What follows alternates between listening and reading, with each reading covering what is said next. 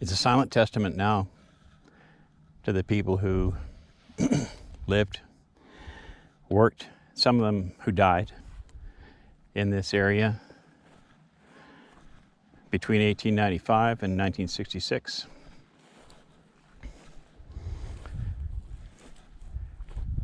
The big Euclid trucks used to back right up to this concrete abutment and dump their load of ore over the side into the two pockets, areas down below the cliff where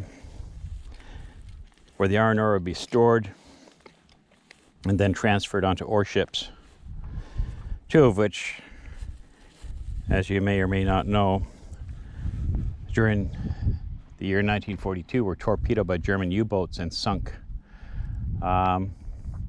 just a little ways over that away. And they still sit upright on the bottom and are now, there's actually several ships there that are sitting on the bottom, and you're able to dive them and have a look at the now silent testaments to the people who died on those ships. This area is pretty silent now, except for the occasional ATV that comes by, and it has a ghostly kind of feel to it, even though it's broad daylight and the sun is shining. There's a feeling that you get when you stand here. And I've seen so many of the old pictures on Gail Hussey Weir's website, historicwabana.com, of this area when it was a thriving hub of activity.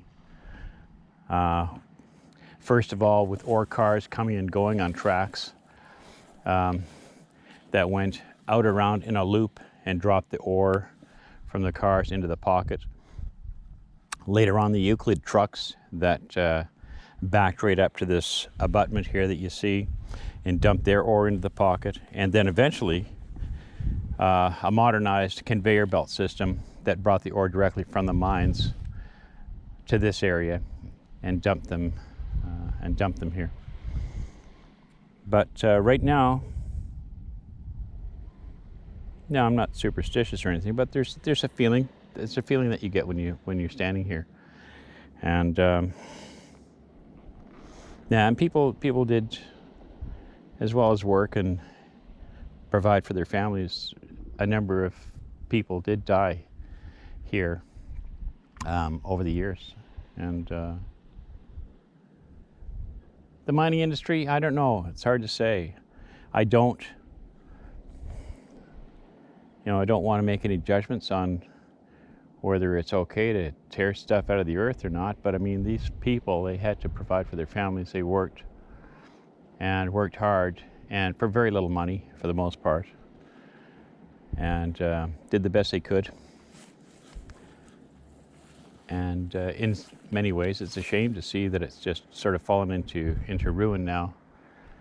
And but at the same time, it's all about life, right? That's the way things go. Things and people are here for a while, and then they're not. So I don't want to wax too philosophical, but I just want to say that it's really a privilege to be able to be here and to see this. Anyway, I'm going to sign off for now. And if you do come to this area, pay very careful attention to the signs that say unstable cliff area. And, play safe, but come here, feel it. There's no place like Bell Island. And this is one of the special places on Bell Island that I love the most. Anyway, signing off.